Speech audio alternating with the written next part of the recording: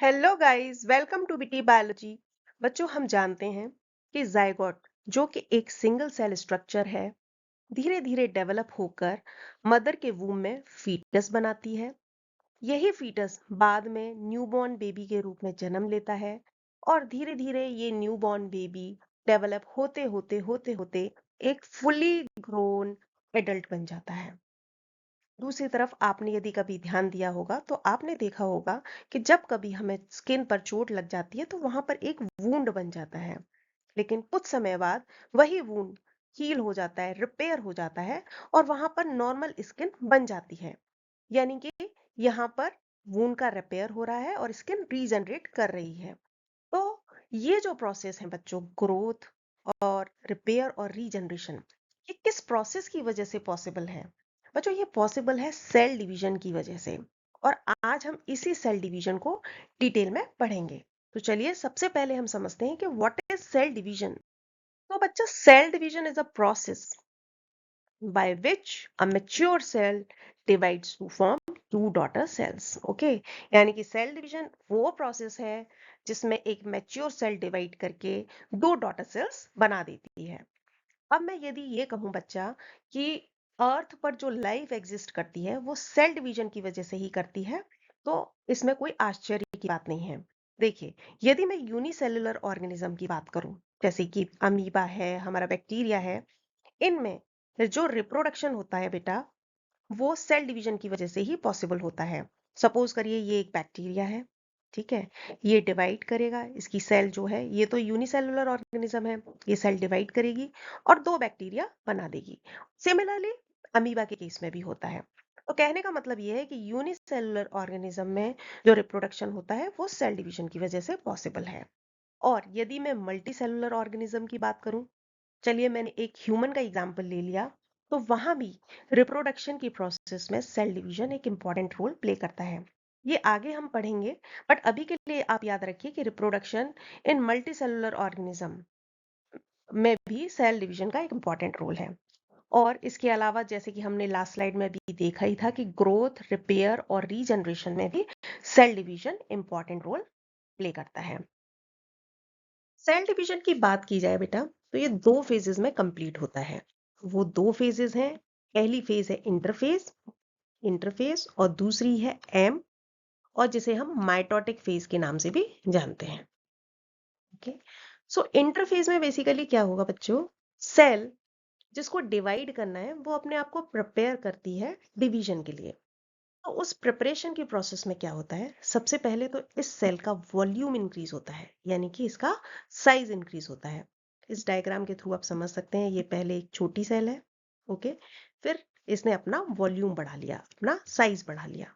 इसके अलावा इसका जेनेटिक मटेरियल यानी कि क्रोमोसोम डबल हो जाते हैं, duplication of genetic material. I hope इतना क्लियर। दूसरी फेज है बेटा एम और माइटोटिक फेज। एम और माइटोटिक फेज वो फेज है बेटा जिसमें एक्चुअल में सेल डिवीजन होता है, यानी यहीं पर डॉटर सेल्स बनेंगी। और ये जो प्रोसेस है ये दो स्टेप्स में कंप्लीट होता है। पहली स्टेप है बेटा कैरियोकाइनेसिस और दूसरी है cytokinesis. Cytokinesis basically cell division की सबसे लास्ट स्टेप है। तो सबसे पहले हम बात करते हैं कैरियोकाइनेसिस की।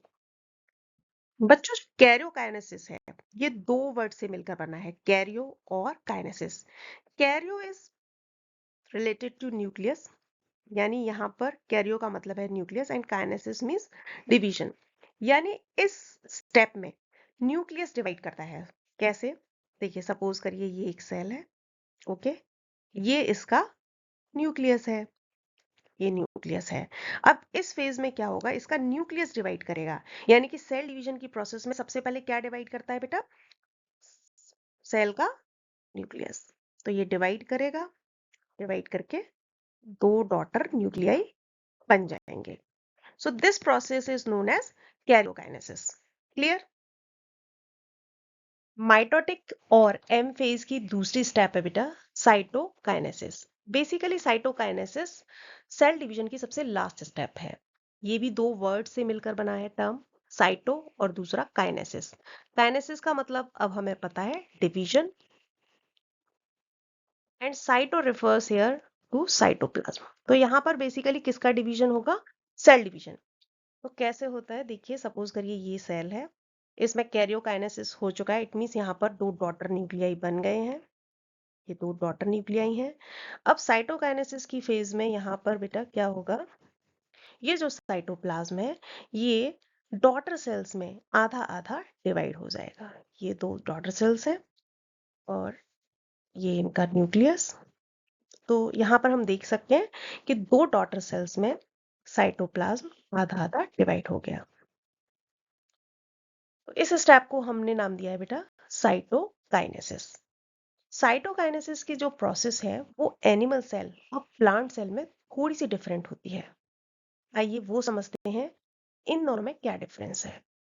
तो बच्चों जैसे कि अभी हमने डिस्कस किया, जो साइटोकाइनेसिस है वो एनिमल सेल्स और प्लांट सेल में थोड़ा सा डिफरेंट होता है और इसका रीजन है उनकी स्ट्रक्चर में डिफरेंस। हमें पता है कि जो एनिमल सेल्स हैं उनकी जो आउटर कवरिंग होती है वो प्लाज्मा मेम्ब्रेन होती है जो कि काफी फ्लेक्सिबल है। वहीं प्लांट सेल में जो आउटर कवरिंग है वो है सेल वॉल, ये काफी रिजिड होती है। तो देखिए सबसे पहले एनिमल सेल की बात करते हैं। एनिमल सेल में क्या होगा, आफ्टर कैरियोकाइनेसिस यानी न्यूक्लियस के डिवीजन के बाद जो प्लाज्मा मेम्ब्रेन है वो एक फरो बनाना स्टार्ट कर देती है। ये फरो धीरे धीरे धीरे डीप होता जाता है और अल्टीमेटली क्या होता है बेटा, दो डॉटर सेल्स डिवाइड हो जाती हैं। क्लियर? प्लांट सेल के केस में बेटा जैसे कि मैंने डिस्कस किया, यहाँ पर रिजिड सेल वॉल प्रेजेंट है जो कि प्लाज्मा मेम्ब्रेन की तरह फ्लेक्सिबल नहीं है। तो इसी प्रॉब्लम को सॉल्व करने के लिए प्लांट सेल ने क्या किया है, प्लांट सेल के बीच में आफ्टर कैरियोकाइनेसिस एक सेल प्लेट बनती है बेटा। ये सेल प्लेट बन गई जो मिडिल में बन रही है।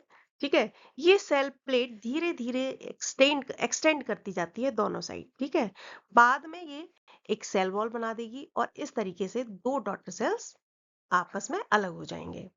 आई होप इतना क्लियर बच्चों।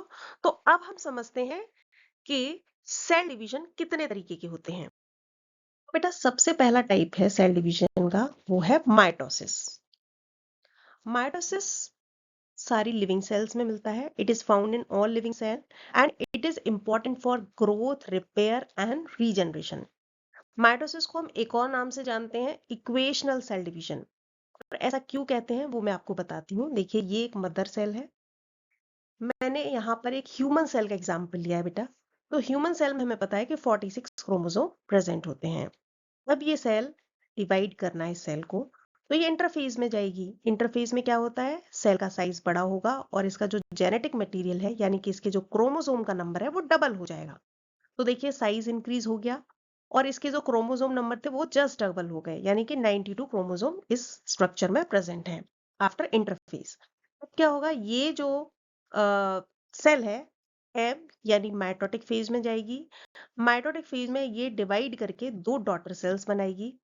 यहाँ पर बेटा जो क्रोमोसोम है ये दोनों सेल्स में, इन दोनों डॉटर सेल्स में आधे आधे बट जाएंगे। कहने का मतलब है कि इस डॉटर सेल में 46 क्रोमोसोम चले जाएंगे और इस डॉटर सेल में भी 46 क्रोमोसोम्स चले जाएंगे।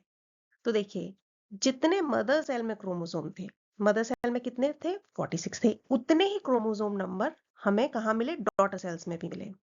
इस तरीके के डिवीजन जिसमें मदर सेल और डॉटर सेल्स में जो क्रोमोसोम के नंबर हैं वो इक्वल रहते हैं, सेम रहते हैं, उस तरीके के डिवीजन को हम इक्वेशनल सेल डिवीजन बोलते हैं, जो कि माइटोसिस है। आई होप इतना क्लियर। तो चलिए अब हम सेकेंड टाइप का जो डिवीजन है जिसे हम मियोसिस बोलते हैं उसके बारे में पढ़ते हैं। बच्चों जो दूसरे तरीके का सेल डिवीजन है उसे हम बोलते हैं मियोसिस और ये मिलता है हमें जर्मिनल सेल्स में। जर्मिनल सेल्स वो सेल्स होती हैं बच्चों जो गैमीट्स बनाती हैं। देखिए अब गैमीट्स क्या होते हैं, गैमीट्स होते हैं मेल के केस में, ह्यूमन मेल के केस में स्पर्म और फीमेल के केस में से हम ओवा बोलते हैं। तो इन दोनों गैमीट्स को बनाने वाली सेल को जर्मिनल सेल के नाम से जाना जाता है और ये जर्मिनल सेल जिस सेल डिवीजन के थ्रू ये स्पर्म और ओवा बनाती है उस सेल डिवीजन को हम मियोसिस बोलते हैं। इतना क्लियर। मियोसिस का एक दूसरा नाम है वो है रिडक्शनल सेल डिवीजन। बच्चों रिडक्शन वर्ड को आप मेरे ख्याल से समझते हैं। रिडक्शन का मतलब होता है टू रिड्यूस, कम होना। तो देखिए यहाँ पर इसको रिडक्शनल सेल डिवीजन इसलिए बोला जा रहा है क्योंकि यहाँ पर जो डॉटर सेल्स बनेंगी उनमें क्रोमोसोम का नंबर मदर सेल के कंपैरिजन में जस्ट हाफ होता है। वो कैसे होता है चलिए देखते हैं। तो देखिए ये एक मदर सेल है। ओके, अब ये इंटरफेज में जाएगी डिवाइड करने के लिए। इंटरफेज में हमें पता है क्या होता है कि सेल का साइज इंक्रीज होता है और उसका जो जेनेटिक मटेरियल है वो जस्ट डबल हो जाता है। यानी कि यहाँ पर यदि मदर सेल में 46 क्रोमोसोम थे तो यहाँ पर आफ्टर इंटरफेज इसमें 92 क्रोमोसोम हो जाएंगे। अब ये सेल एम फेज यानी कि माइटोटिक फेज में जाएगी जहां पर एक्चुअल सेल डिवीजन होगा। बच्चों यहाँ पर ध्यान देने वाली बात यह है कि आफ्टर डिवीजन 4 डॉटर सेल्स बनेंगी। कितनी बनेंगी? 4 डॉटर सेल्स। हमने वहां पर माइटोसिस के केस में देखा था 2 डॉटर सेल्स बनी थी। ओके, दूसरी इंपॉर्टेंट बात, अब जो ये डॉटर सेल्स बनी है बेटा, इनमें जो क्रोमोसोम का नंबर होगा वो होगा 23। कितना होगा? 23, ना कि 46। तो देखिए जो डॉटर सेल्स बनी है उनका क्रोमोसोम नंबर मदर सेल से जस्ट हाफ है।